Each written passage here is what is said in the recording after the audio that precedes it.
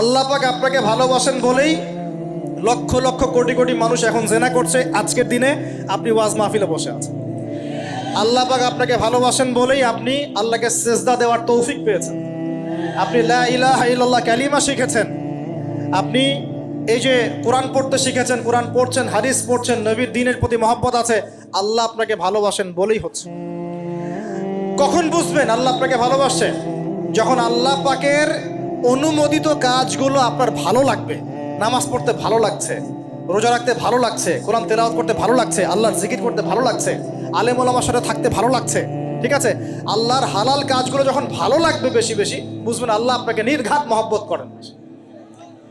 আর যখন আল্লাহ পাকের নিষেধগুলো, হারাম, মদ আমার ভালো লাগে না, জেনা ভালো লাগে না, আমার খারাপ জিনিস দেখতে ভালো লাগে না, খারাপ শুনতে ভালো লাগে না, বুঝবেন আল্লাহ আপনাকে ভালোবাসে। আর যখন দেখবেন খারাপের পিছনে আপনার ঝোঁক বেশি, দুর্নীতি করতে ভালো লাগে, সুদ খাইতে ভালো লাগে, ঘুষ খাইতে ভালো লাগে, কাউকে ঠকাইলে মনে হয় আমি স্মার্ট হয়ে গেলাম, হ্যাঁ, মানুষের টাকা আত্মসাৎ করতে ভালো লাগে, নামাজ না পড়ে ঘুম দিতে ভালো লাগে, ঠিক আছে, রমজান মাসে বিড়ি টানতে ভালো লাগে, ঠিক আছে, মেয়ের সাথে যে টাঙ্কি মারতে ভালো লাগে, তখন বুঝবেন যে আল্লাহ আপনাকে এখনো ভালোবাসেন বা আপনি আল্লাহর ভালোবাসা পাওয়ার যোগ্যতা হারিয়ে ফেলেছেন। আল্লাহ পাক আমাদেরকে বোঝার তৌফিক দান করুন। এখন আসি, আল্লাহ পাক এবং তার রাসূল আমাদেরকে এমন কি কি কাজ বলেছেন যেই কাজগুলো করলে আমরা সরাসরি আল্লাহর ভালোবাসা পাবো ইনশাআল্লাহ। জানার দরকার আছে কি নাই? আমি অল্প কয়েকটা কাজ বলে শেষ করছি। এক নাম্বার, আল্লাহ এবং তার রাসূল আমাদেরকে জানিয়েছেন আমরা যদি তাওহীদের উপর থাকতে পারি, একত্ববাদ, লা ইলাহা ইল্লাল্লাহ, আল্লাহর ভালোবাসা পাবো ইনশাআল্লাহ। যে ব্যক্তি শিরকের পাপে লিপ্ত আছে সে আল্লাহর ভালোবাসা পাবে না যতক্ষণ না সে তওবা করে ফিরে আসছে। অতএব আল্লাহর ভালোবাসা পাওয়ার জন্য এক নম্বর কাজ কি ভাই? আল্লাহর তাওহীদের কালিমা লা ইলাহা ইল্লাল্লাহ এর উপর থাকা, শিরক বাদ দেওয়া। শিরক সম্পর্কে জানার জন্য একটা বই পড়েন, কিতাবুত তাওহীদ। কি নাম বললাম? কিতাবুত তাওহীদ। একটাই পড়েন, দেখবেন ইনশাআল্লাহ শিরক কাকে বলে, কত প্রকার, কি কোন কোন কাজ করলে শিরক হয় সব জানতে পারবেন ইনশাআল্লাহ। এই বইটা একটু কঠিন, এই বইটার ব্যাখ্যা বের হয়েছে, ব্যাখ্যা যুক্ত বই কিনবেন এবং যেগুলো বুঝবেন না ওলামায়ে কেরামকে জিজ্ঞাসা করবেন, কারণ সবগুলো কিন্তু বুঝতে পারবেন। এক নাম্বার। দুই, নবী সাল্লাল্লাহু আলাইহি ওয়াসাল্লামের অনুসরণ করলে আল্লাহ আমাদেরকে ভালোবাসবেন। দলিল, আল্লাহ পাক সূরা আলী ইমরানের মধ্যে বলছেন 31 নম্বর আয়াতে আল্লাহ বলছেন, কুল, হে নবী আপনি বলে দিন, ইন কুনতুম তুহিব্বুনাল্লাহ, তোমরা যদি, হে আদম সন্তান, হে উম্মতে মুহাম্মাদি, তোমরা যদি আল্লাহর ভালোবাসা পেতে চাও, ফাত্তাবিউনি, তোমরা আমাকে অনুসরণ করো। কাকে? আমাকে বলতে কাকে? রাসূলুল্লাহ সাল্লাল্লাহু আলাইহি ওয়াসাল্লামকে। তাহলে কি হবে? ইউহিব্বুকুমুল্লাহ, আল্লাহ পাকও তোমাদেরকে ভালোবাসবেন। বলে সুবহানাল্লাহ, আল্লাহ আমাকে ভালোবাসবেন ইনশাআল্লাহ। আর কি? ইয়াগফির লাকুম যুনুবাকুম, আল্লাহ পাক তোমাদের সমস্ত গুনাহ মাফ করে দিবেন। আল্লাহু গফুরুর রহিম, আল্লাহ পাক পরম করুণাময়, অসীম দয়ালু। তার মানে আল্লাহকে পাওয়ার, আল্লাহর ভালোবাসা পাওয়ার দুই নাম্বার কি মাধ্যম? নবী সাল্লাল্লাহু আলাইহি ওয়াসাল্লামের সুন্নত অনুযায়ী জীবন করা। ভাই শুরু করব কোত্থেকে? শুরু করবেন চেহারা থেকে। কোত্থেকে? চেহারায় দাড়ি ছেড়ে দিব ইনশাআল্লাহ, রাজি আছি তো? গোফ ছোট করে ফেলবো ইনশাআল্লাহ, রাজি আছি তো ইনশাআল্লাহ? চেহারায় সেজদার দাগ থাকবে ইনশাআল্লাহ, তার মানে নামাজি হতে হবে, ঠিক আছে? পোশাক পরিচ্ছদ হবে রাসূলুল্লাহ সাল্লাল্লাহু আলাইহি ওয়াসাল্লামের মতো, ঢিলে ঢালা মুত্তাকিদের পোশাক। চুল হবে কার মতো? মেসি নেইমারের মতো নাকি রাসূলুল্লাহ সাল্লাল্লাহু আলাইহি ওয়াসাল্লামের মতো? এখনকার ছেলে পেলে মা আমি করব, আমার নবী এইভাবে ওযু করতেন, এইভাবে করব, আমার নবী এইভাবে ইস্তেনজা করতেন, পেশাব পায়খানা করতেন, ওইভাবে করব। এই যে এখনকার ইংলিশ টয়লেট, এই ইংলিশ টয়লেটে বসে নবীর মতো ইস্তেনজা করা যায় না। যাবে? ওলামায়ে কেরামকে জিজ্ঞাসা করেন, নবী সাল্লাল্লাহু আলাইহি ওয়াসাল্লাম বাম পায়ে ভর দিয়ে ইস্তেনজা করতেন। কোন পায়ে? এখন বসেন ইংলিশের উপরে, বাম পায়ে কেমনে বসবেন? সম্ভব? ওই যে আমি বলি, এটা মজা করে বলি, কষ্ট থেকেও বলি, একদম বৈশ্বিক পলিটিক্যাল সিস্টেম থেকে শুরু করে বাথরুমের টয়লেট পর্যন্ত সবকিছুই চলছে পশ্চিমা আদর্শ। এখন সবকিছু, এভরিথিং, একদম বাথরুমের কমোড পর্যন্ত। এখন তো কমোডও উঠাই দিয়েছে, এখন সামনে একটা বালতি রেখে দেয় গামলার মতো, এখানেই পেশাব করতে হয়। দেখেন নাই মনে হয় আপনারা, দেখবেন অচিরেই এগুলো আসতেছে সামনে, দাঁড়ায় বসার কোনো সুযোগ নাই। আর সবগুলো মাপ সমান। আর কারো হাইট যদি 6 ফুট, কারো 5 ফুট হয়, তখন কি হবে? অ্যাডজাস্ট করতে হবে ধরে তখন, নাকি? যুবকরা বুঝতে পারছে, তখন কাউকে লম্বা হতে হবে, কাউকে খাটো হতে হবে, মাপ তো সমান। আর সবার মাপ যদি সমান না হয় এখন কি হবে? আল্লাহ পাক বোঝার তৌফিক দান। এগুলো শয়তানি না বলেন, শয়তানি না বলেন। বসে ইস্তেঞ্জা করতে হয় না, বসে ইস্তেঞ্জা না, এই পেশাবের ছিটা ফোটার কারণে কবরে আযাব হয় না। আপনারা হাদিসে জানেন না, নবীজি একটা কবরের পাশ দিয়ে যাচ্ছেন, তিনি থেমে গেলেন, থেমে গিয়ে বলছেন এই কবর দুটোতে আযাব হচ্ছে। কি হচ্ছে? কবরের আযাব। তিনি জানলেন কেমন করে? আল্লাহ পাক তাকে জানিয়েছেন, আল্লাহ পাক তাকে খবর দিয়েছেন এই কবর দুটো কি হচ্ছে? আযাব। নবীজি বলছেন এই কবর দুটোতে বড় কোনো পাপের কারণে আযাব হচ্ছে না। সাহাবীরা বলছেন তাহলে কি কারণে হচ্ছে ইয়া রাসূলুল্লাহ? তিনি বলছেন একজন পেশাব পায়খানা করে, পেশাব করে, স্পেশালি পেশাব করে এই ছিটা ফোটা থেকে সে সতর্ক থাকতো না। পেশাব করে ওই যে বলেন আমাদের ছেলেরা, প্যান্ট খারাপ ভাই, নামাজে যেতে পারবো না, নামাজে ডাকলে বলে ভাই প্যান্ট নষ্ট। তোমরা ভালো করে হাদিসে শোনো, এই ব্যক্তি বড় কোনো পাপ করে নাই, সে পেশাব করার পরে পবিত্র হতো না, মানে এর ছিটা ফোটা থেকে সাবধান থাকতো না, এই কারণে কবরে আযাব দেওয়া হচ্ছে। বলেন নাউজুবিল্লাহ। অন্য হাদিসে নবীজি বলছেন বেশিরভাগ কবরের শাস্তি পেশাবের ছিটা ফোটার কারণে হয়ে থাকে। আস্তাগফিরুল্লাহ, বলেন নাউজুবিল্লাহ। এই টয়লেটগুলোর মধ্যে পেশাবের ছিটা ফোটা লাগে না? তো এই কোরআনের মধ্য দিয়ে আল্লাহর ভালোবাসা পাওয়া যাবে ইনশাআল্লাহ। সর্বশ্রেষ্ঠ নফল আমলের মধ্যে একটা হচ্ছে কি? আল কোরআন তেলাওয়াত করা। আল্লাহ পাক আমাদেরকে তেলাওয়াত করার তৌফিক দান করুন। 3টা বললাম। 4 নাম্বার, বেশি থেকে বেশি আল্লাহর জিকির করা। কি করা ভাই?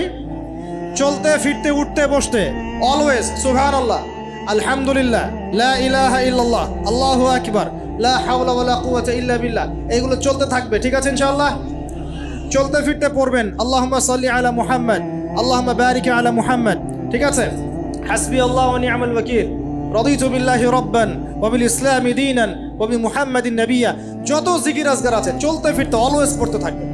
লা ইলাহা ইল্লাল্লাহ ওয়াহদাহু লা শারীকা লা, লাহুল মুলক ওয়া লাহুল হামদ ওয়া হুয়া আলা কুল্লি শাইইন কাদির। আস্তাগফিরুল্লাহাল্লাযী লা ইলাহা ইল্লা হুয়াল হাইয়ুল কাইয়ুম ওয়া আতুবু ইলাইহি, লা হাওলা ওয়া লা কুওয়াতা ইল্লা বিল্লাহ। এগুলো পড়তে থাকবেন। যে যত বেশি আল্লাহর জিকির করবে তার কলবে আল্লাহ তত বেশি নূর দিবেন ইনশাআল্লাহ। আর যার কলবে যত বেশি নূর সে তত বেশি আল্লাহর ভালোবাসা মহব্বত পাবে ইনশাআল্লাহ। কয়টা বলছি ভাই? 4টা। 1 নাম্বার কি ছিল? তাওহীদ। 2 নাম্বার নবীর সুন্নত। 3 নাম্বার বলেন কোরআন তেলাওয়াত করা। 4 নাম্বার বেশি বেশি আল্লাহর জিকির করা। 5 নাম্বার স্পেশালি 5 নাম্বার বেশি বেশি আল্লাহর কাছে তওবা করা। কি করা? যে আল্লাহর কাছে তওবা করে আল্লাহ তাকে মহব্বত করেন। আলহামদুলিল্লাহ, যে আল্লাহর কাছে তওবা করে আল্লাহ তাকে মহব্বত করেন। আমাদের নবীজি প্রত্যেক দিন 70 থেকে 100 বার আল্লাহর কাছে তওবা করতেন। বলেন সুবহানাল্লাহ। পারা যাবে তো ইনশাআল্লাহ? 6 নাম্বারটা হচ্ছে বেশি বেশি নামাজ আদায় করা। কি করা? আল্লাহকে পাওয়ার জন্য শ্রেষ্ঠ মাধ্যম হচ্ছে সেজদা করা। কি করা? আর সেজদা করা হয় সবচেয়ে শ্রেষ্ঠভাবে নামাজের মধ্য দিয়ে। কিসের মধ্য দিয়ে? ওয়াদা করতে পারি তো ইনশাআল্লাহ 5 ওয়াক্ত নামাজ পড়বো রেগুলার। আচ্ছা, এই দুনিয়াতে যত কিছু আছে, এই দুনিয়ার আকাশ বাতাস, নদী নালা, পানি, অক্সিজেন সবকিছু কার জন্য সৃষ্টি করা হয়েছে? গরু ছাগলদের জন্য, মানুষের জন্য। মূল দায়িত্ব কার? মূল অধিকার কার? মানুষের নয় কি? তাহলে এই পুরো বিষয়গুলো কি আল্লাহ পাকের ভালোবাসার বহিঃপ্রকাশ নয়? হ্যাঁ। আচ্ছা, এবার আসেন, আল্লাহ পাক আদম আলাইহিস সালামকে সৃষ্টি করে সমস্ত নাম শিক্ষা দিয়েছেন। এই যে নাম শিখানো মানে জ্ঞান শিখানো, এই জ্ঞান শিখানোটা কি আল্লাহর দয়া ভালোবাসা নিদর্শন নয়? একটু ধরায় দিচ্ছি আপনাদেরকে। এবার সামনে আসেন, আল্লাহ পাক ফেরেশতাদের সামনে তাকে উপস্থাপন করলেন, করে বললেন সব ফেরেশতা তোমরা যারা আছো সেজদা করো আদমকে। এই যে আমাদের পিতাকে সম্মানিত করা হচ্ছে, এটা কি ভালোবাসার বহিঃপ্রকাশ নয়? এবার আমাদের পিতাকে সম্মানিত করা হলো, ইবলিস সেজদা করলো না, সে কিয়াস করলো, বাতিল কিয়াস যুক্তি দিল আমি তার চেয়ে শ্রেষ্ঠ ইত্যাদি। আল্লাহ পাক ইবলিসকে অভিশপ্ত করলেন, আমাদের পিতা তাকে জান্নাতে রাখলেন। এই যে জান্নাতে রাখলেন, এটা কি আল্লাহ পাকের ভালোবাসা নয়? এবার আল্লাহ পাক আদম আলাইহিস সালামের পাঁজর থেকে সৃষ্টি করলেন তার স্ত্রী হাওয়া আলাইহিস সালামকে। ওই যে শুরুতে বলেছি স্রষ্টা একা থাকতে পারলেও সৃষ্টি কি পারবে? এই জন্য আদম আলাইহিস সালামের পাঁজর থেকে তার স্ত্রীকে সৃষ্টি করা হয়েছে, উভয়ের মাঝখানে ভালোবাসা দিয়ে দেওয়া হয়েছে। বলেন সুবহানাল্লাহ। এই জেনা ভালোবাসা নিদর্শন নয়, বিয়ে শাদী হচ্ছে ভালোবাসার নিদর্শন। আল্লাহ পাক বলেছেন সূরা রুমের মধ্যে, ওয়াজআলা বাইনাহুমা মাওয়াজ্জাতা ওয়া রাহমা, আমি আল্লাহ স্বামী স্ত্রীর মধ্যে ভালোবাসা এবং হৃদ্যতা সৃষ্টি করে দিয়েছি। বলেন সুবহানাল্লাহ। তার মানে এই হারাম সম্পর্ক যেটা দেখছেন এটা হলো একটা জেনার পথ। আর যখন আমরা হালালভাবে বিয়ে শাদী করবেন, আপনারা করবেন, তখন দেখবেন আল্লাহ পাকের পক্ষ থেকে ভালোবাসা সৃষ্টি হয়ে যাবে ইনশাআল্লাহ। অতএব ওয়াদা করতে পারি তো আল্লাহর কাছে নিজের চরিত্রকে পবিত্র রাখবো ইনশাআল্লাহ, হারাম কোনো সম্পর্কে যাব না ইনশাআল্লাহ, কোনো সহি প্রেমেও যাব না ইনশাআল্লাহ। এটা সহি প্রেম আবার কি জিনিস? দিনী ভাই দিনী বোনের মধ্যে এখন প্রেম চলে, এগুলো হয় না মাঝে মাঝে, এগুলোও বন্ধ, এগুলো বন্ধ করতে হবে। হালাল উপার্জনের সোর্স হয়ে গেলেই, হালাল উপার্জনের সোর্স হয়ে গেলেই দিনদার মেয়ে দেখে বিয়ে করে ফেলবেন ইনশাআল্লাহ তাআলা। অন্য কোনো পথে যাবেন না, কোনো হারাম পথে যাবেন না, ওয়াদা করেন ইনশাআল্লাহ। রাজি আছেন তো ইনশাআল্লাহ? আল্লাহ কবুল করুন, আমিন। আর বিয়ের সময় অবশ্যই দিনদারিতা দেখবেন, অন্য কিছু না, অন্য কিছু পরে, দিনদারিতা আগে। দিনদারিতা আছে, নামাজ পড়ে, পর্দা করে, মাশাআল্লাহ সব দিক ঠিক আছে, তারপরে দেখবেন আপনি অন্য কিছু, তার আগে নয়। কথা ঠিক আছে? একইভাবে মেয়েদের ক্ষেত্রেও, যে আগে দেখবেন না ছেলে কত বড় চাকরি করে, ছেলের কত বড় বাড়ি আছে, গাড়ি আছে, এটা পরে। আগে দেখবেন ছেলে নামাজি কিনা, সুন্নত আছে কিনা, ইসলামের জন্য তার সফট কর্নার আছে কিনা, ইসলাম প্র্যাকটিস করে কিনা, এগুলো আগে দেখবেন। এগুলো না দেখলে কি হবে জানেন? বিয়ের 1 বছর 2 বছর পরেই বুঝতে পারবেন দুনিয়াটা জাহান্নাম হয়ে গেছে। নাউজুবিল্লাহ, দুনিয়াতেই তখন জাহান্নামের আযাবের স্বাদ ভোগ করতে হবে। নাউজুবিল্লাহ, আল্লাহ পাক আমাদেরকে হেফাজত করুন, আমিন। তো এই যে আল্লাহ পাক আদম আলাইহিস সালামের পাঁজর থেকে সৃষ্টি করলেন কাকে, এবং ভালোবাসা দিয়ে দিলেন উভয়ের মাঝখানে, এটা কি আল্লাহ পাকের দয়া নয়? আল্লাহ পাক ভালোবাসেন না? এবার দেখেন, গাছের কাছে যেতে নিষেধ করলেন, আমি কিন্তু শর্ট করে বলছি, গাছের কাছে যেতে নিষেধ করলেন, তোমরা জান্নাতে থাকো, খাও, যা ইচ্ছা করো, কিন্তু ওয়ালা তাকরাবা হাদিহি শাজারা, এই গাছের কাছেও যাবে না। একটা পরীক্ষা, জাস্ট একটা পরীক্ষা। এখানে কিন্তু বলা হচ্ছে গাছের কাছেও যাবে না, বলা হচ্ছে না যে গাছের ফল খাবে না। ঠিক যেমন আল্লাহ বলেছেন তোমরা জেনার কাছেও যাবে না, আল্লাহ পাক কিন্তু বলেন নাই জেনা করবে না, আল্লাহ পাক বলেছেন তোমরা জেনার কাছেও যাবে না। তো এখান থেকে আমরা এই হুকুমটার কঠোরতা বুঝতে পারি। তো প্রিয় ভাইরা, এখানে আমাদের পিতামাতা শয়তানের প্রলোভনে পড়ে গেলেন। কেন পড়লেন? শয়তান ওয়াসওয়াসা দিল যে আমি কি তোমাদেরকে এমন গাছের কথা বলে দিব যে গাছের কাছে গেলে বা যার ফল খেলে তোমরা চিরস্থায়ী জীবন পাবে এবং তোমরা ফেরেশতা হয়ে যাবে, এরকম কথা বলল, এবং তোমরা কোনোদিন মরবে না। হাল আদুল্লুকা আলা শাজারাতিল খুলদি ওয়া মুলকিন লা ইয়াবলা, এই দুটো ওয়াসওয়াসা, চিরস্থায়িত্বের ওয়াসওয়াসা এবং অমরত্বের ওয়াসওয়াসা দিয়ে আমাদের পিতামাতাকে নিয়ে গেল। এখন আমাদের পিতামাতা কি ফল খেয়েছিলেন কি খান নাই? আচ্ছা, এখন আল্লাহ পাকের দৃষ্টিতে অন্যায় হয়েছে কিনা? এরপরে আমাদের পিতামাতা কি করলেন? বললেন রব্বানা যালামনা আনফুসানা ওয়া ইল্লাম তাগফির লানা ওয়া তারহামনা লানাকুনান্না মিনাল খাসিরিন।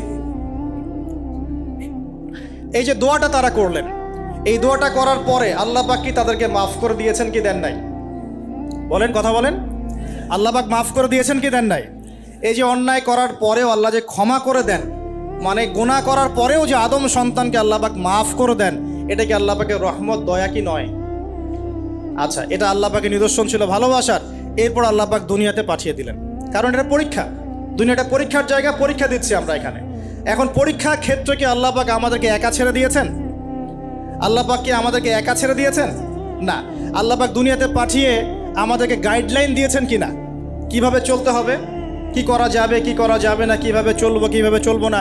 আল্লাহ পাক কি ওহী নাজিল করেছেন কিনা? এই ওহী নাজিল করাটা কি আল্লাহ পাকের রহমত কিনা, আল্লাহ পাকের দয়া কিনা, ভালোবাসা কিনা? আল্লাহ পাক কি একা ছেড়ে দিয়েছেন না নবী রসুল পাঠিয়েছেন? এই যে নবী রসুলদেরকে পাঠিয়েছেন, এই নবী রসুলগণ কি আল্লাহর পক্ষ থেকে রহমত কিনা? বলেন। না হলে আমরা কি করতাম? দুনিয়াতে কেমন করে চলতাম, কিভাবে পথ খুঁজে পাইতাম, কেমন করে ইবাদত করতাম, আমরা কি জানতে পারতাম? আল্লাহ পাক রহম করে, ভালোবেসে, দয়া করে নবী রসুল পাঠিয়েছেন, আসমানি কিতাব পাঠিয়েছেন। বলেন সুবহানাল্লাহ। এখন এই নবীদের সিলসিলায় আল্লাহ পাক যে সর্বশেষ নবী মুহাম্মদ সাল্লাল্লাহু আলাইহি ওয়াসাল্লামকে পাঠিয়েছেন, এইটা দয়া কিনা? এটা আল্লাহ পাকের দয়া নয়? আল্লাহ পাকের রহমত নয়? আল্লাহ পাক কি বলেন নাই যে তিনি হচ্ছেন রাহমাতুল লিল আলামিন, তিনি পুরো বিশ্ব জগতের রহমত নয় কি? আচ্ছা, এখন আমাদেরকে যে আল্লাহ পাক নবী মুহাম্মদ সাল্লাল্লাহু আলাইহি ওয়াসাল্লামের উম্মত বানালেন, এটা কি আরো বড় রহমত কিনা? বলেন তো। জান্নাতে যাবে 120 কাতার মানুষ। কত কাতার? 120 কাতার মানুষ ইন টোটাল জান্নাতে যাবে। তার মধ্যে উম্মতে মুহাম্মাদের কত কাতার জানেন? 80 কাতার। কত কাতার? বলেন সুবহানাল্লাহ। তাহলে এটা কি আল্লাহ পাকের দয়া নয়? আল্লাহ আমাদেরকে ভালোবাসেন না? আচ্ছা, আল্লাহ পাক যে আমাদের কাছে তাওরাত, জাবুর, ইনজিল না পাঠিয়ে আল কোরআনের মতো কিতাব পাঠিয়েছেন, যে কিতাবের সমস্ত সমাধান আছে, এটা আল্লাহ পাকের রহমত, দয়া নয়, ভালোবাসা নয়? আচ্ছা, এখন আল্লাহ পাক দুনিয়াতে চলার জন্য আমাদেরকে জীবন দিয়েছেন, হায়াত দিয়েছেন, সুস্থতা দিয়েছেন, পরিবার দিয়েছেন, আমাদের ব্যবসা বাণিজ্য দিয়েছেন, আমাদের স্ত্রী সন্তান দিয়েছেন, আমাদেরকে চলাফেরা করার ক্ষমতা দিয়েছেন। একটা চোখ নষ্ট হয়ে গেলে বুঝতে পারে মানুষ যে কত কষ্ট হচ্ছে, একটা পা না থাকলে বুঝতে পারে কত কষ্ট হচ্ছে। এই করোনার সময় যারা শ্বাস নিতে পারে নাই তাদের কত কষ্ট হয়েছে। সুস্থ আছি, সুন্দর আছি, পরিবার আছে, আল্লাহ রিজিক দিচ্ছেন, 3 বেলা খাওয়াচ্ছেন, কাপড় দিচ্ছেন, শিক্ষার ব্যবস্থা করছেন, ইবাদত করার সুযোগ দিচ্ছেন, গুনাহ করলেও আবার মাফ করে দিচ্ছেন। এই সব কিছুকে আল্লাহ পাকের ভালোবাসা নয়? এই ভালোবাসাগুলো কি নিঃস্বার্থ ভালোবাসা না স্বার্থ ভিত্তিক ভালোবাসা? এই আল্লাহ পাকের কোনো স্বার্থ আছে? আল্লাহ পাক আমাদের কাছে কিছু চান? রিজিক চান? টাকা পয়সা চান?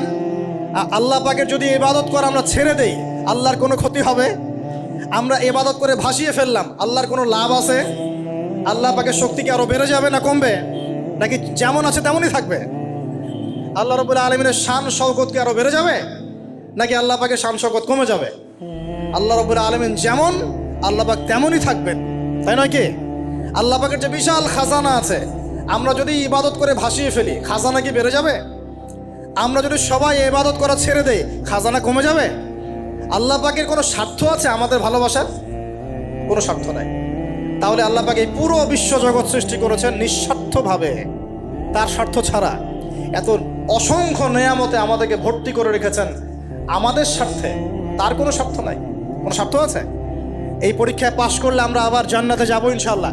ওই জান্নাতে যাওয়ার পরে কি আমাদের স্বার্থ থাকবে না আল্লাহ পাকের স্বার্থ থাকবে? যে আল্লাহ পাক আমাকে যে জ্ঞান দিয়েছেন, আল্লাহ পাক আমাকে যে লিমিটেড জ্ঞান দিয়েছেন, এই জ্ঞান দিয়ে আমি আগামীকাল কি হবে সেটা বলতে পারি না। বলতে পারি? যে মানুষের জ্ঞান এতই ক্ষুদ্র যে আগামীকাল তার সাথে কি হবে সে বলতে পারে না, সেই মানুষের পক্ষে কি এই অদৃশ্যের জগৎ সম্পর্কে এত গভীর জ্ঞান লাভ করা সম্ভব? মানুষের জ্ঞান কি অসীম না আল্লাহ পাকের জ্ঞান অসীম? এখন সেই অসীম সত্তার পক্ষ থেকে যখন কোনো ওহী আসে, কোনো তথ্য সংবাদ আসে, তাহলে আমি কি সেই জ্ঞানকে পেনিট্রেট করতে পারবো? বরং আমার উচিত হবে সেই তথ্যকে বিশ্বাস করা এবং তার সামনে আত্মসমর্পণ করা। তাহলে আমি ধর্মান্ধ হয়ে সবচেয়ে স্মার্ট মানুষ হয়েছি। যারা আল্লাহ পাকের ওহীতে বিশ্বাস করে সে হচ্ছে সবচেয়ে স্মার্ট মানুষ। কারণ আল্লাহ পাকের ওহীর সব জ্ঞান তো আমি ভেদ করে যেতে পারবো না, কারণ আমি তো আগামীকাল কি হবে তাই জানি না। আগামীকাল কি হবে তাই যে জানে না, সে কিভাবে পরকালের জীবনকে ব্যাখ্যা করবে? কিয়ামতের মাঠে কে কোথায় দাঁড়াবে, কার হাসর কোথায় হবে, কে জান্নাতে যাবে, কে জাহান্নামে যাবে, আমি কি বলতে পারবো? কার সাথে কোন ফেরেশতা আছে, কার সাথে কি আকৃতির শয়তান আছে, শয়তান তাকে কিভাবে ওয়াসওয়াসা দেয়, কবরে কি আযাব হয়, আত্মা কাকে বলে, স্বপ্নে মানুষ কেন দেখে হাসে কাঁদে, স্বপ্ন কিভাবে সত্যি হয়, এরকম অনেক প্রশ্ন আছে গায়েবের। এগুলোকে আমরা ব্যাখ্যা করতে পারবো? অতএব গায়েবে বিশ্বাস না করলে কেউ মুমিন হতে পারে না। আর আল্লাহ রাব্বুল আলামিন এই গায়েবের খবর জানেন। এই গায়েবের খবর থেকে আল্লাহ আমাদেরকে যতটুকু তথ্য দিয়েছেন এতটুকু আমরা জানি, এর বেশি আমরা জানি? আচ্ছা, মায়ের গর্ভে যখন সন্তান, তখন ফেরেশতা লিখে দিচ্ছেন, এক, তার হায়াত কতটুকু হবে, ব্যাস লেখা হয়ে গেছে। লেখা হয়ে গেছে মানে যা হায়াত, যা অপচয় করেছেন তো করেছেনই। এখন সারা জীবন যদি মাথাটা ঠুকরে ঠুকরে কাঁদেন, তাও ওই অপচয়কৃত দিনগুলো ফিরে আসবে না। শিক্ষা নেবেন না এখান থেকে? 30 বছর চলে গেছে মানে 30 বছর আল্লাহর নাফরমানি করেছেন, সারা জীবন মাথা ঠুকরে কাঁদলেও ওই 30 বছর ফিরে আসবে না। আসবে যুবক ভাই? অতএব কি করা উচিত? ফিরে আসা উচিত নাকি এভাবেই চলতে থাকবে? লিখা হয়ে গেছে, বাড়বেও না কমবেও না। 2, রিজিক কি কি পাবেন, আপনার রিজিক সব লিখা হয়ে গেছে। আল্লাহ রাব্বুল আলামিন 6 দিনে মহাবিশ্ব সৃষ্টি করে মহাবিশ্বের সব জায়গায় যার যার কাজ তাকে বুঝিয়ে দিলেন। কোন গ্রহ কি কাজ করবে, কোন সৌরজগৎ কেমন করে চলবে, দুনিয়া কিভাবে ঘুরবে, সূর্য কিভাবে উঠবে, চাঁদ কিভাবে আসবে, কোন মাখলুক কি কাজ করবে, ফেরেশতাদের কাজ কি হবে, ইত্যাদি ইত্যাদি। আল্লাহ পাক সমস্ত কাজ বুঝিয়ে দিলেন। সূরা আলিফ লাম মিম সেজদা, হামিম সেজদার মধ্যে আছে, পড়ে দেখবেন। আল্লাহ পাক পুরো মহাবিশ্বের দায়িত্ব বন্টন করে দিলেন। এবার আল্লাহ রাব্বুল আলামিন কি করলেন শোনেন। আল্লাহ রাব্বুল আলামিন বলছেন, এই পুরো মাখলুক কায়নাত সৃষ্টি করার পর আল্লাহ পাক তার রহমতকে 100 ভাগে ভাগ করলেন। কত ভাগে?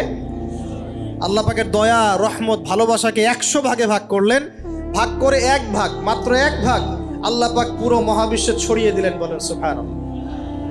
বাকি 99 ভাগ রহমত আল্লাহ পাক তার কাছে রাখলেন। এই 1 ভাগ ভালোবাসার কারণেই এই যে সন্তান কান্না করলে মায়ের বুক ফেটে যায়, সন্তান অসুস্থ হলে বাবার বুক ফেটে যায়। যেই বাবা সহজে চোখের পানি কাউকে দেখায় না, সেই বাবা জায়নামাজে দাঁড়িয়ে চোখের পানি ছাড়তে থাকে।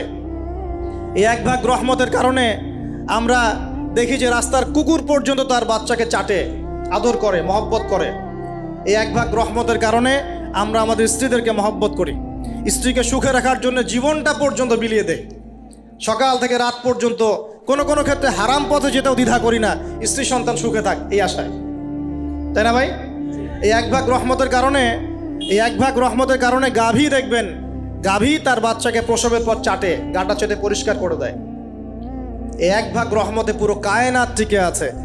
আর নবী সাল্লাল্লাহু আলাইহি ওয়াসাল্লাম বলছেন বাকি 99% রহমত আল্লাহ পাক তার কাছে রেখেছেন।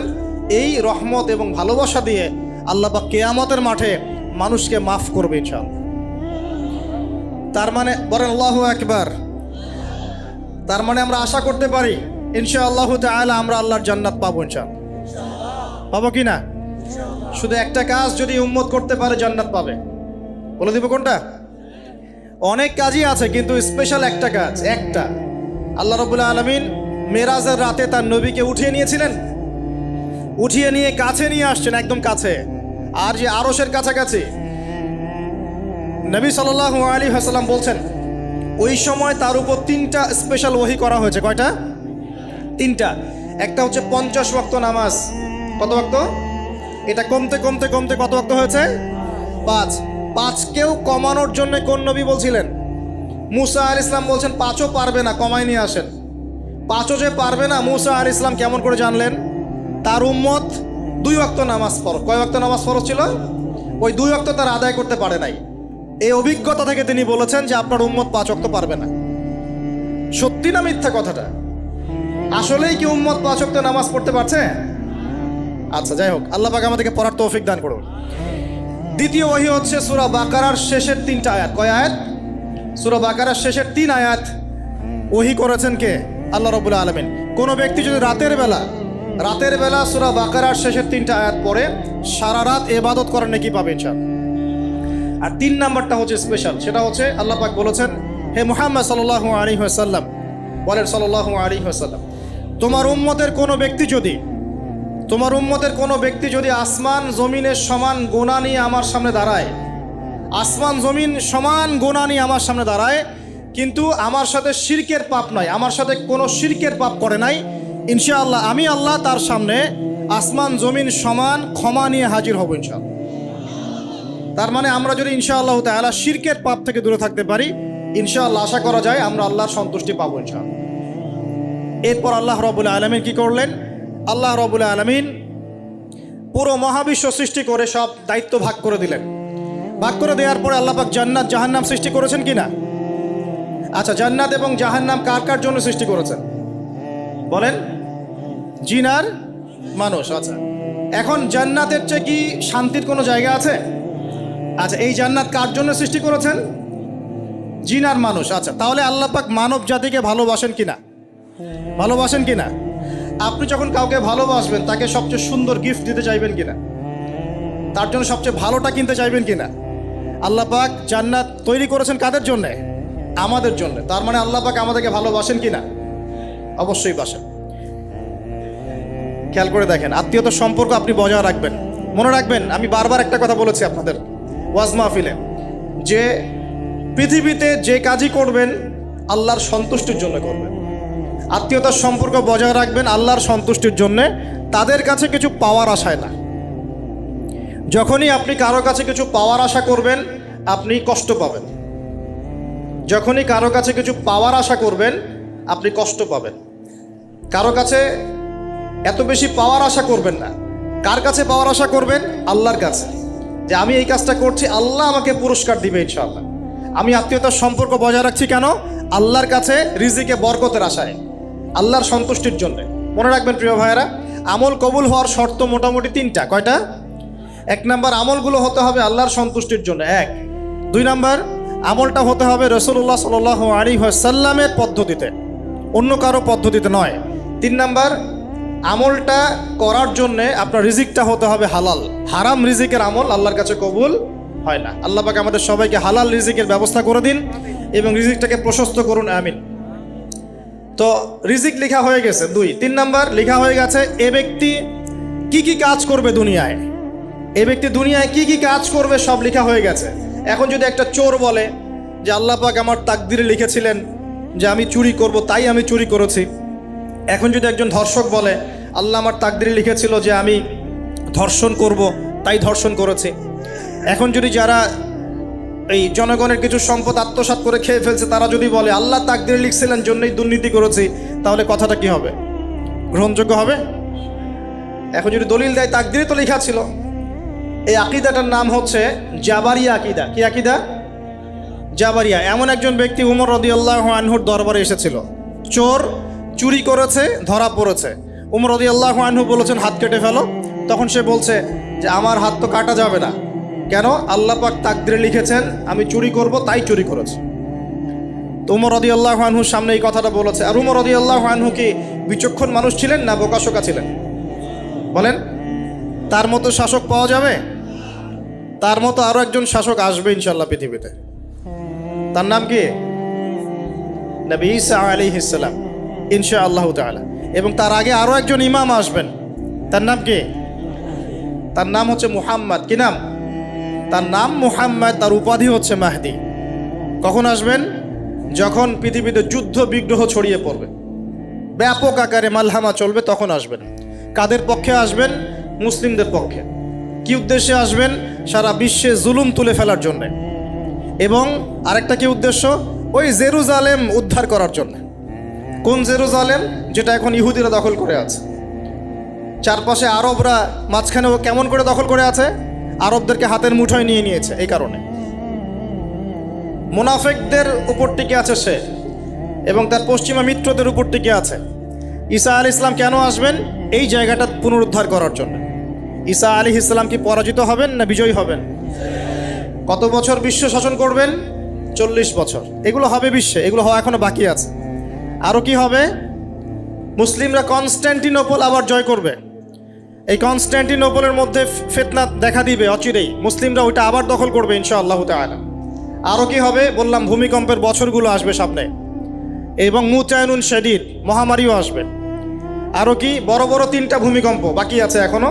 আগে বলেছি লেকচারে, একটা পৃথিবীর পূর্বে, একটা পশ্চিমে, একটা মাঝখানে। এগুলো এখনো বাকি আছে।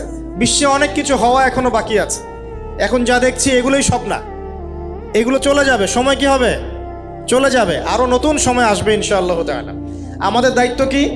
আমাদের দায়িত্ব পরিস্থিতি বুঝে দিন ধরে রাখা, আমল করা এবং মানুষকে দিনের দিকে আহ্বান করা। আমরা যদি দায়িত্ব পালন না করি তাহলে কি হবে? আল্লাহ পাক আমাদেরকে সরিয়ে দিয়ে নতুন কওম নিয়ে আসবেন। আল্লাহ পাক সূরা মুহাম্মাদে বলেছেন, ওয়া ইন তাতাওয়াল্লাউ, তোমরা যদি মুখ ফিরিয়ে নাও, ইয়াস্তাবদিল কওমান গায়রাকুম, আল্লাহ পাক নতুন কওমকে তোমাদের জায়গায় স্থলাভিষিক্ত করবেন। সুম্মা লা ইয়াকুনু আমসালাকুম, তারা তোমাদের মতো হবে না, মানে আমাদের মতো অপদার্থ হবে না। উম্মার বিজয়ের শর্ত কি? আল্লাহ সূরা মুহাম্মাদেই বলেছেন, ইন তানসুরুল্লাহ ইয়ানসুরুকুম, তোমরা আল্লাহর দ্বীনকে সাহায্য করো, তবেই আল্লাহ তোমাদেরকে সাহায্য করবে। ওয়া ইউসাব্বিত আকদামাকুম, তোমাদের পা আল্লাহ দৃঢ় করে রাখবেন। আমরা আল্লাহকে সাহায্য না করলে আল্লাহ পাক আমাদেরকে সাহায্য করবেন না। সিম্পল। আল্লাহ পাক সূরা রা'দের মধ্যে বলছেন, ইন্নাল্লাহা লা ইউগাইয়িরু মা বিকওমিন হাত্তা ইউগাইয়িরু মা বিআনফুসিহিম, আল্লাহ পাক কোনো কওমের অবস্থা ততক্ষণ পরিবর্তন করেন না যতক্ষণ না সেই কওম তার নিজের অবস্থার পরিবর্তনের চেষ্টা করে। তাহলে আমাদের পরিবর্তন কেন হচ্ছে না? কারণ আমরা নামাজ ছেড়ে দিয়েছি। 90% মুসলিমের দেশে কত পার্সেন্ট নামাজ পড়ে চিন্তা করে দেখবেন। আমরা কোরআন ছেড়ে দিয়েছি। 90% মুসলিমের দেশে কত পার্সেন্ট বিশুদ্ধ করে কোরআন তেলাওয়াত করতে পারে একটু খোঁজ নিয়ে দেখবেন। কোরআন শুমারি করে দেখেন, নামাজ শুমারি করে দেখেন, তাহলে বুঝতে পারবেন। আর যারা কোরআন পড়তে জানে তাদের মধ্যে কত পার্সেন্ট কোরআনের অর্থটা বোঝে, এটা আরও বড় বিষয়। তারপরে আবার কারা মেনে চলে, এটা আরও বড় বিষয়। আর আমরা কতজন মানুষ দিন ইসলামকে সামগ্রিক দিন হিসেবে মানি, এটাও একটা বড় বিষয়। আমরা মানি ঠিকই, আংশিক। যেমন ইবাদত বন্দেগীর জীবনে মুসলমান, অর্থনৈতিক জীবনে গিয়ে আবার সুদখোর, এমন না বিষয়টা? এমন হয় না বিষয়টা? ইবাদত বন্দেগীর জীবনে আমি পাক্কা মুসলিম, কপালে সেজদার দাগ আছে মাশাআল্লাহ, দাড়ি টুপিও আছে মাশাআল্লাহ, কিন্তু ব্যবসায় গিয়ে মাপে কম দিচ্ছি না, ব্যবসায় গিয়ে আমি আরাম ভেজাল দিচ্ছি কি না, এরকম হচ্ছে কি না? হচ্ছে। কিন্তু সে কিন্তু মুসলিম এবং নামাজও পড়ে। তা আমাদের সমস্যা ভাই এখানেই। এখন এই সমস্যাটা সলভ করলে ইনশাল্লাহ সব সমস্যা সলভ হয়ে যাবে ইনশাল্লাহ। সমস্যাটা কি, আমরা ইসলামটাকে আংশিকভাবে মানি, পরিপূর্ণ জীবনে ইসলাম বাস্তবায়ন করতে পারছি না। আপনি হয়তো কেউই পারছি না, ফখর করলে বলার নাই যে আমি খুব পারছি, আসলে আমিও পারছি না। কারণ এই যুগে এটা পারাটা খুব ডিফিকাল্ট, এই যুগে পারাটা কি খুবই কঠিন। কিন্তু এটাই তো এই যুগের চ্যালেঞ্জ। নবীজি বলেছেন তোমাদের সামনে এমন যুগ আসছে যে যুগে ঈমান ধরে রাখাটা হাতের মধ্যে আগুন ধরে রাখার মতো হবে। তবে সুসংবাদ ওই যুগে তাদের জন্যে যারা আমার সুন্নতকে আবার জীবিত করতে পারবে, যে আমার মৃত সুন্নতকে জীবিত করবে, আল্লাহ পাক তাকে দুধ মানে প্রেমময়, আল্লাহ পাক ভালোবাসেন কি না? তাহলে এই পুরো মহাবিশ্ব সৃষ্টি করে আল্লাহ পাক কি মহাবিশ্বের মধ্যে ভালোবাসা ছড়িয়ে দেন নাই? হতে পারবে। আর এই দুর্বলতার কারণ কি জানো? পর্নোগ্রাফি। পর্নোগ্রাফির মধ্য দিয়ে গোপন পাপ, তাই না ভাই? এই যুগে এইসব পাপ থেকে বেঁচে থাকা খুবই ডিফিকাল্ট। কিন্তু বিশ্বাস করেন, এই কথাটা শোনেন, যদি কোনো ব্যক্তি যুবক, স্পেশালি যুবক যার যৌবনের তাড়না আছে, এই যুবক যদি পবিত্র জীবন যাপন করতে পারে, আল্লাহ পাক ওই যুবককে দেখে অবাক হয়ে যান। এবং কেউ যদি প্রকাশ্য গোপন জেনা থেকে বেঁচে থাকতে পারে, সাক্ষাৎ মৃত্যুর হাত থেকে আল্লাহ তাকে বাঁচাতে পারে। জীবনে যত পাপ করেছেন এই পাপগুলোর কাছে খাতায় লিখবেন যে আমি এই পাপ জীবনে করেছি।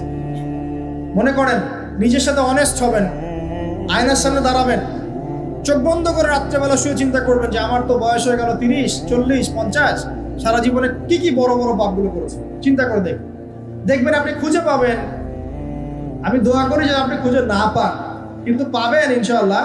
আপনি বহু নামাজ আপনি পড়েন নাই, কাজা করেছেন, বহু রোজা আপনি রাখেন নাই, যাকাত ফরজ হয়েছে সেই কবে আপনি দেন নাই, হ্যাঁ হজ ফরজ হয়ে গেছে কবে করছেন না, করেন নাই, বোনের সম্পত্তি দেন নাই, প্রতিবেশীর সম্পত্তি মেরে খেয়েছেন। কোনো ক্ষেত্রে দেখা যেতে পারে, এটাও হতে পারে এমনটাও যে আপনি জনগণের সম্পত্তি মেরে খেয়েছেন, এমন হতে পারে আপনি করাপশনে ছিলেন, হতে পারে জেনা করেছেন, মদ খেয়েছেন, ইত্যাদি সুদ খেয়েছেন।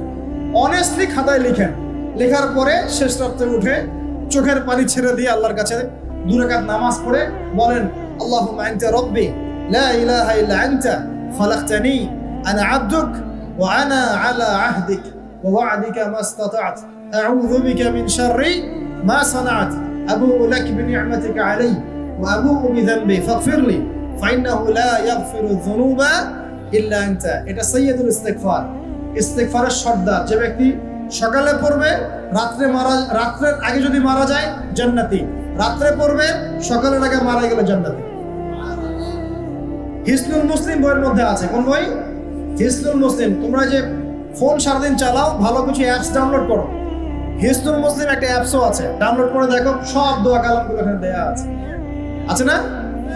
আচ্ছা, এটা যদি না পড়েন এতটুকু বলবেন, আস্তাগফিরুল্লাহাল্লাযী লা ইলাহা ইল্লা হুয়াল হাইয়ুল কাইয়্যুম ওয়া আতুবু ইলাইহি। চোখের পানি ছেড়ে দিয়ে পাপ থেকে তওবা করে ফিরে আসতে হবে। এটা কাজ নাম্বার 1। এটা কত নম্বর কাজ? 1 নম্বর কাজ। কারণ আমরা জানি না যে আমরা কে কতদিন বাঁচবো, জানি? কিন্তু মানুষের চলাফেরা দেখলে মনে হয় যে মানুষ জানে। একটা ফয়সালা আল্লাহ পাক দিলেন, এখন আমি চিন্তা করব যে এই নামাজ পড়তে আল্লাহ পাক বলেছেন, আমি চিন্তা করছি যে নামাজ কেন পড়বো, নামাজ পড়ার কি দরকার, এর বৈজ্ঞানিক উপকারিতা কি, হ্যাঁ নামাজ পড়লে এর পিছনে দর্শন কি, এর পিছনে যুক্তি কি। এইসব তন্ত্র মন্ত্র ঘেটে যদি আপনি নামাজ পড়েন, পরিপূর্ণ আত্মসমর্পণ হয় নাই। কখন হবে?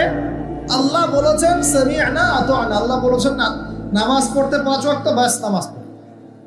এর পিছনে কারণ থাকতে পারে, সব কারণ আমার জানা জরুরি না, এবং সব কারণ আমি জানতেও পারবো। এখানে দেখেন একজন নবীর কথা বলি, যার নাম আমরা প্রথমে বলেছি, আল্লাহুম্মা সাল্লি আলা মুহাম্মাদ ওয়া আলা আলি মুহাম্মাদ কামা সাল্লাইতা আলা ইব্রাহিম। নবী মুহাম্মদ সাল্লাল্লাহু আলাইহি ওয়াসাল্লামের নামের সাথে ইব্রাহিম আলাইহিস সালামের নাম কেন, অন্য নবীর নাম নয় কেন? প্রশ্ন করতে হবে না? কারণ হচ্ছে নবী সাল্লাল্লাহু আলাইহি ওয়াসাল্লামের জীবনের যে ধারা, এবং ইব্রাহিম আলাইহিস সালামের জীবনের ধারাগুলো হুবহু একই রকম। শুধু নবী সাল্লাল্লাহু আলাইহি ওয়াসাল্লাম শেষে গিয়ে মক্কা থেকে পুরো জাজিরাতুল আরবে ইসলামিক খিলাফা কায়েম করেছিলেন। ইব্রাহিম আলাইহিস সালাম ওই সময়টা হয়তো পান নাই। That's all. এখন দেখেন ইব্রাহিম আলাইহিস সালাম সম্পর্কে আল্লাহ পাক কি বলছেন। আল্লাহ পাক বলছেন ইয ক্বালা লাহু রাব্বুহু আসলিম ক্বালা আসলামতু লিরাব্বিল আলামিন। আল্লাহ পাক যখনই ইব্রাহিমকে বলেছেন আলাইহিস সালাম আত্মসমর্পণ করো, ইব্রাহিম আলাইহিস সালাম আত্মসমর্পণ করেছেন, বলেছেন আসলামতু লিরাব্বিল আলামিন, আমি জগৎ সমূহের প্রতিপালকের সামনে আত্মসমর্পণ করলাম। একটা মিসাল দিচ্ছি, তার সন্তানকে জবাই করতে বলেছিলেন, মনে আছে?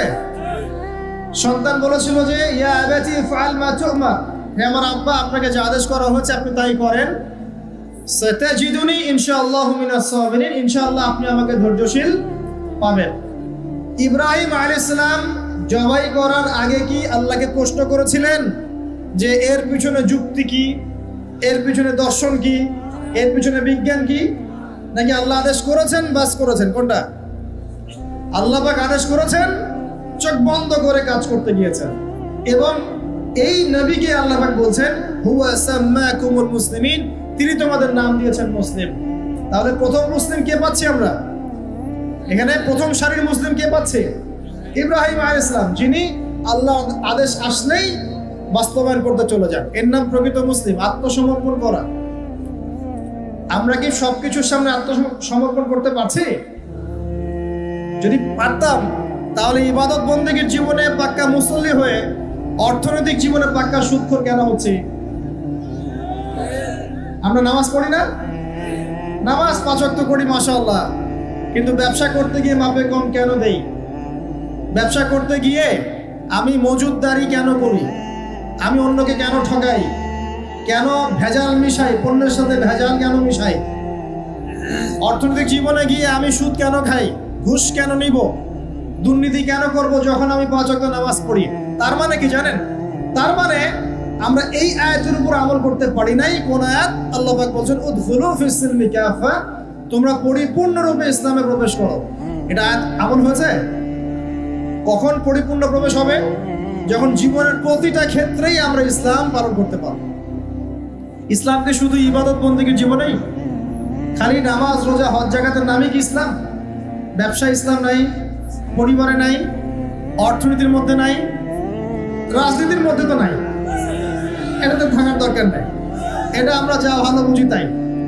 এখানে ইসলামের হেদায়েতের দরকার নাই। এখানে পশ্চিমে অনেক তন্ত্র আছে, সেকুলারিজম আছে, ডেমোক্রেসি আছে, কমিউনিজম আছে। ইসলামের প্রয়োজন আছে? কোনো দরকার নাই। এটা আমরা মুখে বলি ঠিকই, কিন্তু আসলে বাস্তবায়ন কি করা সম্ভব হয়? 100% হয় না, কিন্তু হবে ইনশাআল্লাহ। কবে হবে?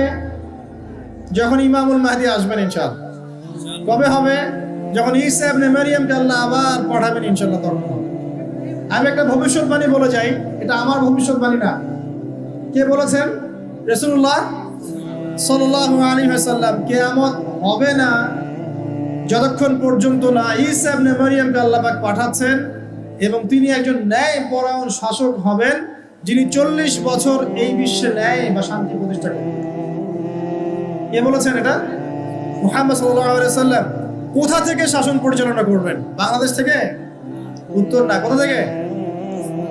যেই জায়গাটার মানে আমাদের মালিকানার জায়গা, সেখান থেকে আমাদের মুসলিম ভাই বোনদেরকে আজকে নির্মম নির্যাতন করে বের করে দিয়েছে না, ওই জেরুজালেম থেকে ইনশাআল্লাহ তাআলা তিনি সারা বিশ্বে ইসলাম প্রতিষ্ঠা করবেন ইনশাআল্লাহ। বিশ্বাস করেন? এটা সত্য কথা।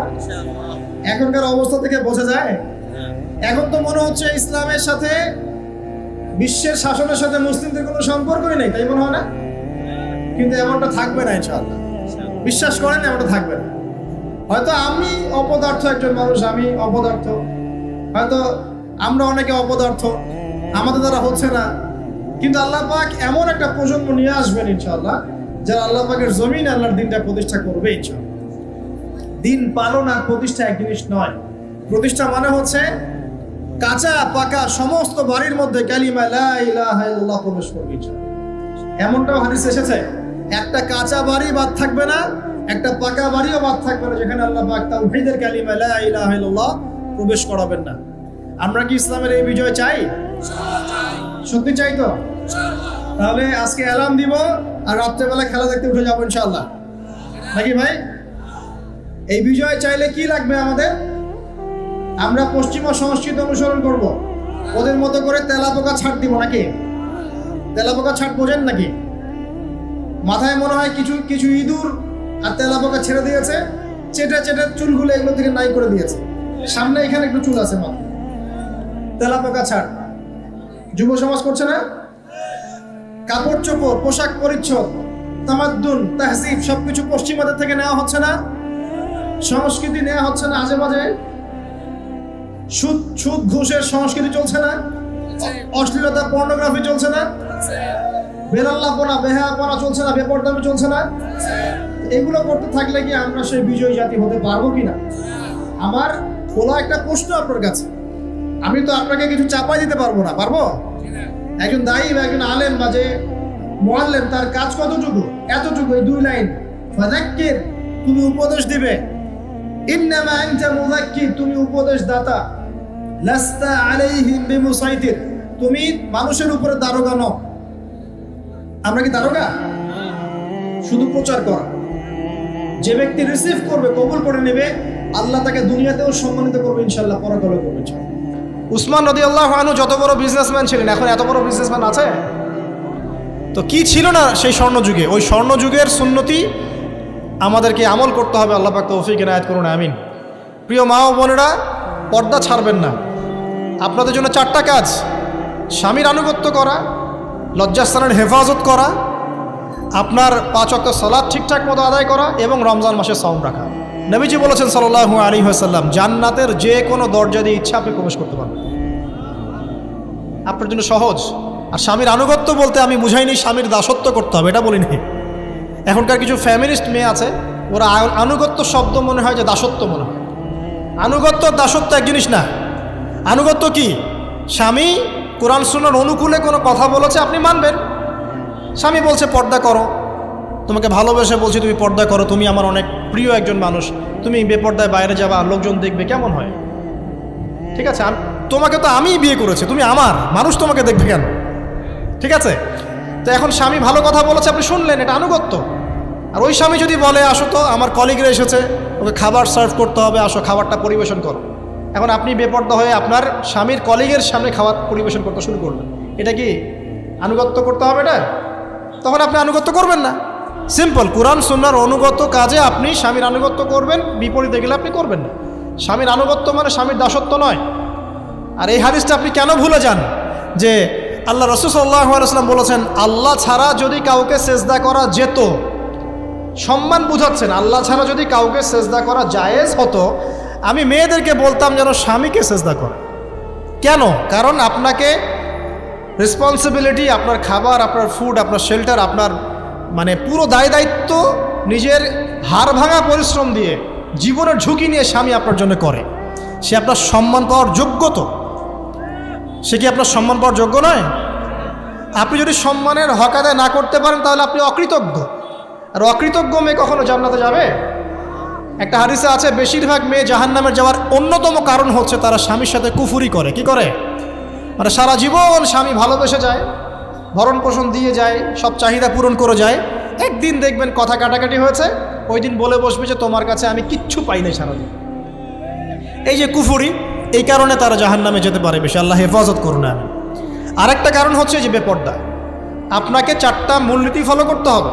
1, এমন কোনো পোশাক পরবেন না যে পোশাকটা আটো সাটো, যেটা পরলে আপনার গায়ের কাঠামো বোঝা যায়। এটা বোরখা হলেও পরা যাবে না। আমি কি বুঝাতে পারছি?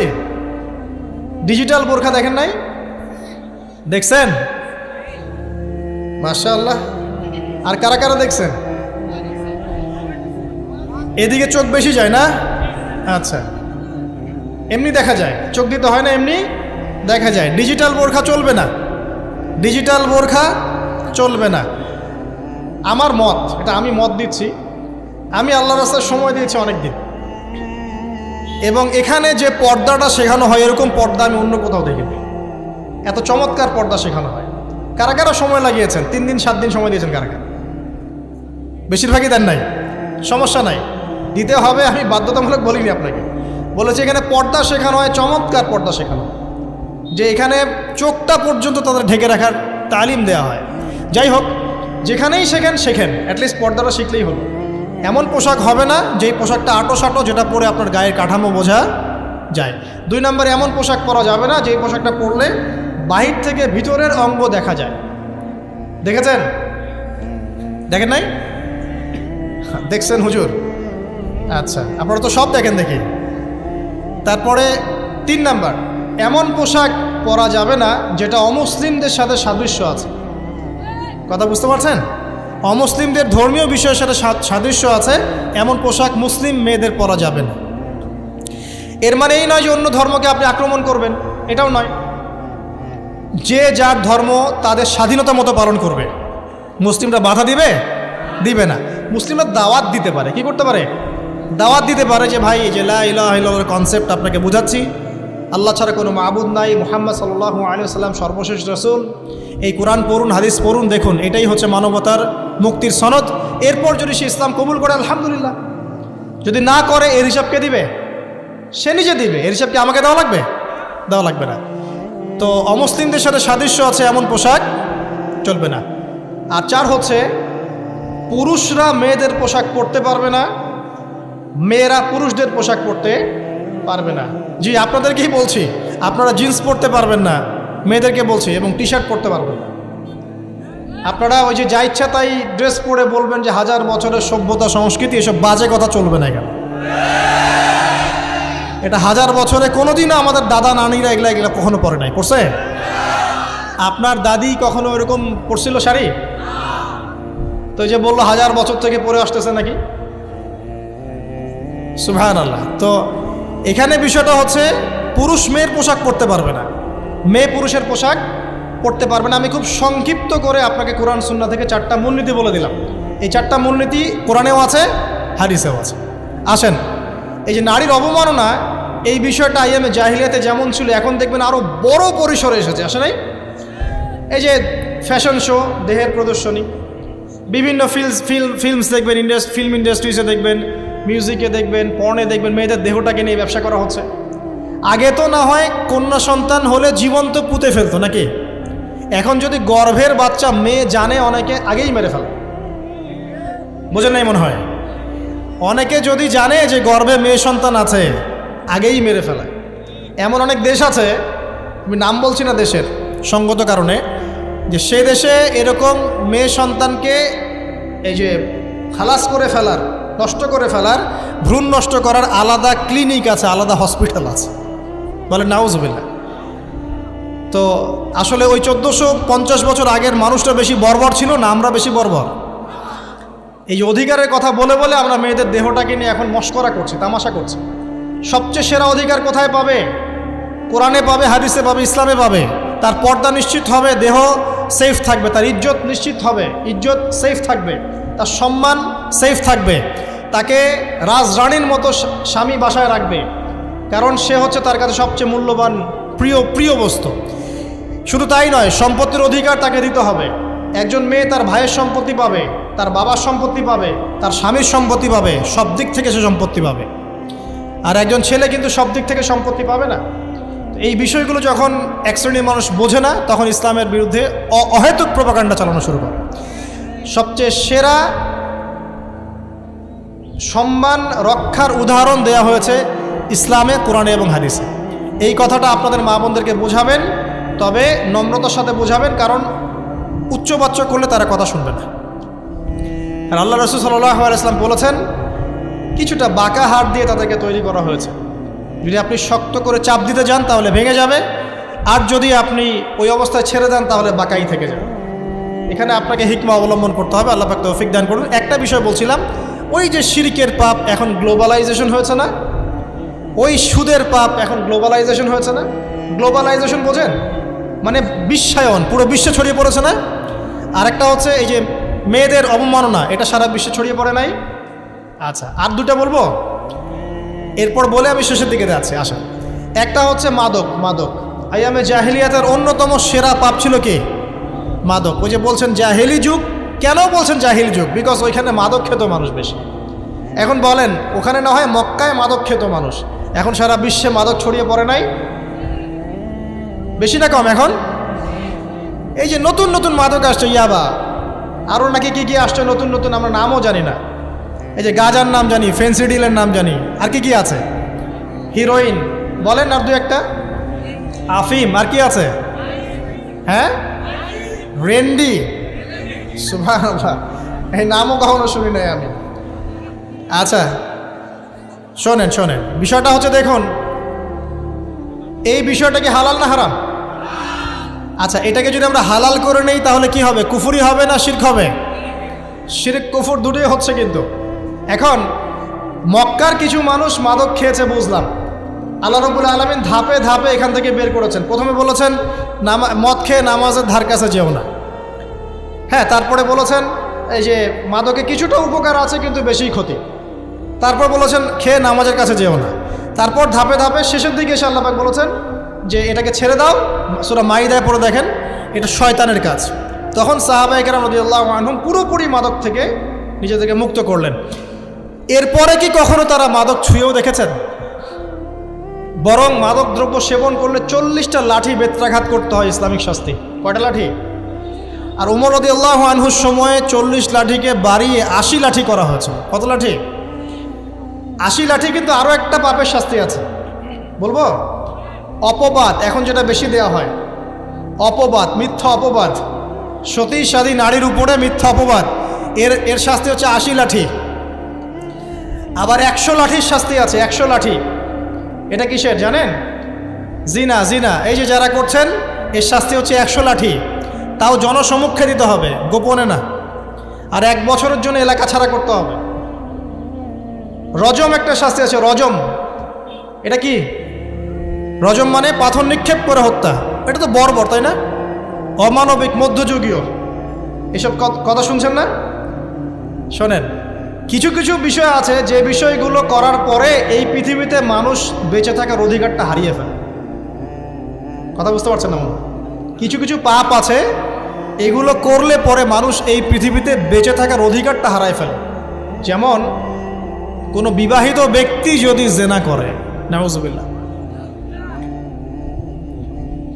কোনো ছেলে যদি কোনো ছেলের সাথে যৌন সম্পর্ক করে, সমকামী করে, বা এটাকে যেটা গে মানে যেটা কি বলে, সমকামিতা, ঠিক আছে, এই কাজ যদি কেউ করে, নোংরা কাজ যদি কেউ করে, কোনো মেয়ে যদি কোনো মেয়ের সাথে এরকম কোনো কাজ করে, একই পাপ। এইসব পাপ করলে পরে এই পৃথিবীতে বেঁচে থাকার অধিকারটা সে হারিয়ে ফেলে। কথা কি বুঝতে পারছেন? আচ্ছা, তখন শাস্তি হচ্ছে আল্লাহ রাব্বুল আলামিন পাথর নিক্ষেপ করে হত্যা করতে বলেছেন। কারণ হচ্ছে সে এত গর্হিত একটা কাজ করেছে যেটা এই শাস্তি পাওয়ার সম্পূর্ণ যোগ্য। এবং কওমে লূত নামে যে কওম ছিল, ওই কওমটাকে আসমানে উঠিয়ে আল্লাহ পাক পাথর বর্ষণ করে এভাবেই শেষ করে দিয়েছে। জর্ডান একটা দেশ আছে না, জর্ডান, জর্ডানের পাশে ডেড সি নামে একটা জায়গা আছে, ডেড সি, মৃত সাগর। ওইখানে সাদুম নামে একটা গোত্র থাকতো। কোন গোত্র? সাদুম। ওই সাদুম গোত্র এরকম সমকামী ছিল। আল্লাহ রাব্বুল আলামিন লূত আলাইহিস সালামকে পাঠিয়েছিলেন, তারা হেদায়েতের বাণী শোনে নাই। আল্লাহ পাক ওদেরকে আসমানে উঠিয়ে পাথর নিক্ষেপ করে উল্টা দিকে দাফন করে দিয়েছে। তো কিছু কিছু পাপ আল্লাহ পাক সহ্য করেন না, আল্লাহ পাকের আরশ কেঁপে ওঠে। এই পাপগুলো সেরকম পাপ। কথা বুঝতে পারছেন? তো এই যে জিনা, পর্নোগ্রাফি, ব্যভিচার, পরকে, এগুলোর মধ্য দিয়ে আমরা নারীর অবমাননা করছি না? এবং ধর্মের মাধ্যমেও মাঝে মাঝে করছি, যখন আমরা ধর্মের নামে মেয়েদের অধিকার দিচ্ছি না। অনেকেই সম্পত্তির অধিকার দিচ্ছেন না, অনেকেই শিক্ষিত করছেন না, অনেকেই আরও যৌতুক নিচ্ছেন না, যৌতুক নিচ্ছেন না অনেকেই। যে বিয়ের সময় যৌতুক নেয়, এটা তো মেয়ের উপর, মেয়ের পিতার উপর টর্চার করা, সম্পূর্ণ হারাম, সম্পূর্ণ হারাম। তারপরে দেখবেন, রিপোর্টগুলো পড়ে দেখবেন যে এই বছর 2000 কত, এটা 22, এই 22-এই গভর্নমেন্ট রিপোর্ট অনুযায়ী নিবন্ধিত প্রায় 1339টা ধর্ষণের মামলা হয়েছে। তো এটা এখন অ্যাভেলেবল, যে কোনো সব জায়গায় ধর্ষণ হচ্ছে, এখন অ্যাভেলেবল। মানুষ এটাকে স্বাভাবিক মনে করছে, এখন নর্মাল, নর্মাল ধর্ষণ হতেই পারে, মানুষ এখন এমন মনে করছে। প্রত্যেক দিন পেপার খুলবেন, দেখবেন রেপের খবর, প্রত্যেক দিন খবর শুনবেন ধর্ষণের খবর। আর সব খবর তো আসে না, আসে হয়তো 10%, 20%, 30%, বেশিরভাগই আসে না। এলাকায় মোড়ে মোড়ে দেখবেন, গ্রামে গঞ্জে শহরে বন্দরে খালি ইফটিজিং দেখবেন, খালি ইফটিজিং। মেয়েদেরকে যৌন হয়রানি করা হচ্ছে বাসে, অটোতে, টেম্পুতে, সব জায়গায়। বাসের মধ্যে মেয়েকে রেপ করে ফেলা হচ্ছে। একটা বাচ্চা মেয়ে যে বোঝেও না যে সেক্সুয়াল বিষয়গুলো কি জিনিস, ওকেও রেপ করা হচ্ছে। এই যে মহামারী, আপনি তো বুঝতে পারছেন না যে আমরা কোন সমাজে আছি। এই সমাজে আপনার মেয়ে তো সেফ না, আমার মেয়ে তো সেফ না। আমার মেয়ে, আপনার মেয়ের ভবিষ্যৎ কি হবে, এর ভবিষ্যতের নিশ্চয়তা কে দিবে? আপনার মেয়ের ইজ্জতের ভবিষ্যতের নিশ্চয়তা কে দিবে? এই নিশ্চয়তা দেওয়ার মতো মানুষ কোথায়, নেতা কোথায়? কারো ঘরের স্ত্রী, কারো ঘরের বোন, কারো ঘরের মেয়ে এখন সেফ না। যে কোনো দিন, যে কোনো জায়গায়, যে কোনো দুর্ঘটনা হতে পারে। বাসে, ট্রাকে, ট্রেনে, অটোতে, সব জায়গায় হতে পারে। আর এগুলোকে আমরা প্রমোট করছি, এখন নগ্নতাকে প্রমোট করছি, পর্নকে প্রমোট করছি। এই নগ্নতা, পর্ন, এসব দিয়ে মানুষের মাথাটাকে পুরো জানোয়ার বানিয়ে ফেলা হয়েছে। পর্ন দেখাতে দেখাতে ছেলেদের মাথাটাকে জানোয়ার, পশু বানিয়ে ফেলা হয়েছে। এরা এখন বোঝে না যে মেয়ে কি জিনিস, মা কি জিনিস, বোন কি জিনিস, তাও বোঝে না। ভাই বোনের সাথে জেনা করেছে, চাচাতো বোন চাচাতো ভাইয়ের সাথে জেনা করছে, চাচাতো ভাই ফুফাতো বোনের সাথে জেনা করছে। রংপুরের খবর শুনলাম যে মায়ের সাথে ছেলেও জেনা করেছে। নাউজুবিল্লাহ। এগুলো কেন হচ্ছে? এই মহামারী কেন হচ্ছে? কি সমাধান দিবে? সমাধান ইসলামে ছিল, আমরা নেই নাই।